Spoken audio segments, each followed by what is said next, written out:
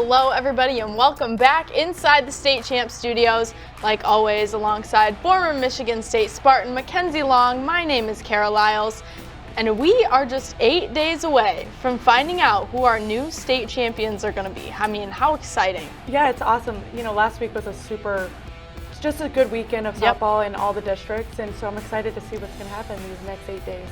Let's walk through a couple of the districts. We had some upsets. We did have some upsets, especially on the west side. Yes. You know, Denison defeated Hudsonville, and that's an upset on the side that they've played multiple times throughout the year. And right. Hudsonville kind of came across and beat them pretty good, and Denison put together a good game and beat them 8-7 in their district.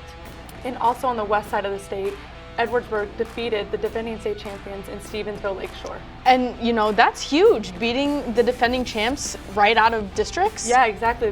When you're able to beat the team that won it all last year, right, it gives you a lot of momentum moving forward. And, you know, let's talk about some of those regionals. D4, we've got two super tough regionals. We do. Riverview Gabriel Shard could run into Southfield Christian, and they're both ranked or receiving votes and honorable mention, so that's going to be huge for them. And also, Mendon is also going to run into Decatur, which, again, two ranked teams for the regional finals. And, you know, seeing two ranked teams in a regional final, it just gets you hype, you know? This is going to be something that you're going to want to see. Exactly. You're going to compete against the best, and it'll be fun to watch. Well, let's talk about some of these D3 matchups. The matchup at Traverse City St. Francis, I mean, Ever, could there be an upset there? There could be an upset. Ever is ranked number one in Division 3, but they ran into a really, really quality opponent in Standish Sterling, and they've played a lot of quality games, and they've only lost 7 games on the year, excuse me. And so when they're moving forward and playing a team that's won a lot of games, it's going to be a tough region, and I'm excited to see if there is an upset. You know, just great matchups. You talked about neither of them, you know, losing that many games, so they're not really used to it. 100%. And Standish Sterling, what's important about them is they have a lot of speed on their team, and their leadoff hitter in Keeley, who's stolen over 40 bases. But then they have two hitters in the 2-3 hole that hits a lot of doubles. And so when you're able to steal bases and hit doubles, that's a recipe for an upset. And so it's a possibility. Who knows, right? Who knows? Well, another competitive regional in Division 3 is the one at Onstead. Grass Lake, talk a little bit about that regional. Yeah, Grass Lake, I think Grass Lake has a chance to go really far in this state championship. But they also could run into a very quality opponent in Ottawa Lake Whiteford, and a very strong pitcher who is actually entering our list this week. Stay tuned. Yeah, stay tuned for that one. But, you know, I think that's going to be a tough region. I think whoever gets out of that region has a chance to go far. Yeah, and, you know, talking about D2, that regional at Cadillac High School, Gaylord, but, I mean, there's so many teams in that regional that have a chance to, you know, make a run. Yeah, there's 4 quality opponents in that region with Gaylord, Big Rapids, Garber, and Freeland. One thing about Gaylord is they have a ton of quality talent on that team, but they are going to be out with their junior, Jaden Jones, who's out with an injury. And so any upset could happen in that region. And Big Rapids has a hitter, Marissa Warren, that hits the ball deep and far and often. And so there's always a potential for an upset. This is the time of the year where it's like, you know, everyone is just like, this is it, you know, we've got to put our best foot forward right now. And Garber is 36-4 on the season, and so they're no joke either. Right. And so when you're playing, again, like you said, teams that haven't lost a ton, they have the confidence going forward, and that's going to put together for a very good region. Yeah, and the regional at Clio, I mean, pitchers duel all the way, right? Yeah, all 4 of those teams have awesome pitchers. North Branch has a pitcher committed to Madonna. Okay. Frankenmuth has a pitcher committed to Central Michigan, and Goodrich has a pitcher that's entering our list this week also in 2025. Yeah, another stay tuned. And so that region is going to be all based off of, can the hitters put the ball in play? Yeah. Can they score some runs? And that's going to be a really quality pitchers match, and that's going to be the region that I'm at this weekend. So everybody keep an eye out for Kenzie at that regional. Well, Division 1, the regional at Lakeland High School. I mean, we know Heartland's in this one. What are you expecting out of this? Man, this is probably the toughest region in the state, with Heartland, South Lyon, Mercy, and Walled Lake Northern. All of them have the chance to get out of this region, to be honest, and so it's going to be quality matchups. And again, another region where I think pitching is going to matter, but the bat's got to be hot in this one as well. And so, you know, Mercy has that 2025 pitcher of Caitlin Palazzi that, not a lot of hits given up. But Heartland has senior leadership and Kylie Swarkos on the mound, and so either way, it's going to be a quality weekend for them, and so I'm excited to see who gets out of that one. What do you think is, the deciding factor in that region, if there is any? Yeah, I think runs are going to be hard to come by in that region. Walled Lake Northern has an experienced player, but they have a freshman on the mound in Termel, and so my biggest thing for that region, I think, is going to be the base running. Can they scratch out runs? Because I do think hits are going to come few and far between. I don't think they're going to get them as easy as they're used to getting.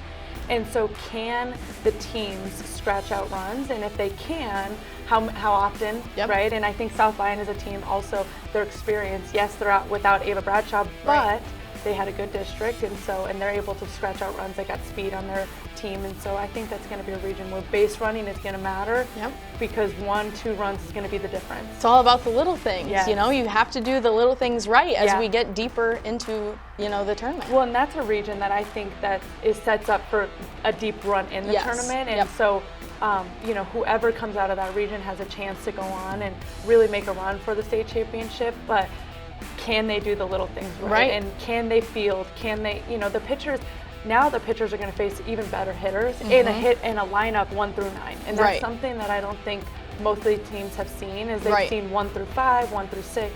But all these pitchers are going to have to throw back-to-back games to get out of it if they want to. And they're going to have to face 1 through 9 hitters that are all quality hitters. And so can they put together back-to-back pitch sequencing to get hitters out 1 through 9. Yeah, and another, strong region over on the west side. Yes. Madawan's region taking place at Battle Creek Lakeview. What do you see out of that region? That's a region that I truly believe is kind of up in the air. I don't really know who's going to get out of that region with Madawan, Woodhaven, Saline, and Portage Central. Super competitive region. Yeah, it's just a region of quality, scrappy teams. Woodhaven has an experienced pitcher in Grace Usher, and Madawan has a very experienced coach, and they made a run at it last year. And so, when you put together all of that, but the thing about Saline, though, is they're just competitive. They have good culture. They have good leadership as well. And Portage Central has made a lot of quality opponents and has made games tough and uncomfortable from some really, really good teams. And so overall, I think that region is going to be a really good region. And as we get closer, I know we talk about, how important it is for teams to just be all in sync. How important is that? Well, that's going to be the difference maker, especially in this region, is in sync. Can you move runners? Can you get the base hit when it's needed? I think opportunistic base hitting is the most important thing, and that's what we saw even in the World Series game, right? In the College World Series game, is when a base runner is on second base, are you able to get the hit? Are you able to get the hit when it matters? And I think that's going to be really important for all the regions, but specifically the regions that have really, really quality hitting, because there might be only 5-6 hits, but if you're only getting those 5-6 hits when there's 2 outs, exactly, you leave them to that's great, a single and not extra base hits. What you need to have timely hitting. Timely hitting is going to be the difference maker, and when they get the timely hitting, does the base running score? Right. And so I think when you're talking about being in sync, I think, can you pass the bat? It's the little things, Okay, last question for you. I asked you this last week too, but the stage just keeps getting bigger from here on out, and you're not going to face a team that you're just going to kind of roll on through. What's your advice for these teams going into this weekend? My biggest advice for the teams this weekend is just own your role. Own your role in whatever that role is, and you are going to face a lot of quality opponents from here on out. So you're not going to always get the base hit. You're not going to be always the one that is the one in the box when it matters, and that's okay. But can you help the team base running? Can you help the team as a hitter? Can you help the team defensively? And so when you are facing really good quality teams, is one run matters, and you may not be the one who owns that one run, but you can be the one that talks to your teammate in the before on deck, and tells them what the pitcher's throwing, and now all of a sudden you set that pitcher up for success. One of the biggest things that I'm noticing in the College World Series right now is Oklahoma is doing a really good job of putting together 8 pitch plus at bats, and even when they're getting out, they're helping pass the bat to the next person. And so if you get out, did you have a quality at bat? And so that would be the biggest encouragement and advice that I could give any hitter is 21 outs, make all 21 outs be quality at bats. Well, it is time to talk Softball Player of the Year presented by Turn In 2. We've got a couple changes to our list this week. Yeah, we do. We added Unity Nelson from Ottawa Lake Whiteford. Okay. We added Jaden Ghost and Brooklyn Wyselick from Goodrich. And what is it about, each of these three girls that we've added them after districts? Yeah, Unity Nelson threw two perfect games in districts. And, she doesn't have just those two. She has multiple on the year, and she has a lot of no-hitters, and she's going to be the reason why Whiteford goes far. Mm-hmm. And if she's able to put together continuous good games, they can have a chance to make a run. Yeah, what about the other two? Jaden Ghost is a 2025 pitcher, and if Goodrich is able to move past this region, she is going to be why. She is the reason. She is the most important person on that field when it comes to pitching, right? If she is able to show up, her team shows up. She showed that yesterday against Heartland, and we're excited to look forward to watching her this region. And they're not just pitchers. They get it done in the box as well. Jaden has 11 home runs on the year as well. And honestly, all of our pitchers on our list has done a good job of being hitters and making sure that hitting is just as important. And what about Brooklyn? Yeah, Brooklyn has 19 home runs on the year. That's enough. Yeah. That's all you gotta say. She's batting over 500. She has 19 home runs on the year. But the thing that makes Brooklyn unique is she really does it in the big games, right? When it matters. She had a grand slam in the district game to help them move forward and win 6-0. She's continuously putting RBIs on the team, and she plays multiple positions for them, whatever is needed. If it's third is needed, if pitching is needed, if shortstop's needed. She's there. So she's done a good job in the box and on the field. Well, it's just a reminder, we freeze our top 10 list after this weekend, and next week, so excited because we're gonna announce our final four, so you can cast your votes at statechampsw.com. Well, good luck to all of these teams this week. We're getting to that final stretch, and I know one thing, as we get closer to East Lansing, those bats are just gonna keep getting hotter. Yes, and defense is going to be super important, so I hope our middle infielders continue to turn too. State Champs Swing Away is presented by Lawrence Technological University. Be curious, make magic, visit ltu.edu. Swing Away is also brought to you by the Michigan High School Athletic Association, promoting the value and values of educational athletics. The Michigan Army National Guard, a proud sponsor of the MHSAA. The Detroit Athletic Club Foundation, Turn In 2 Softball. Experience Turn In 2 Softball, where the mission to build champions both on and off the field.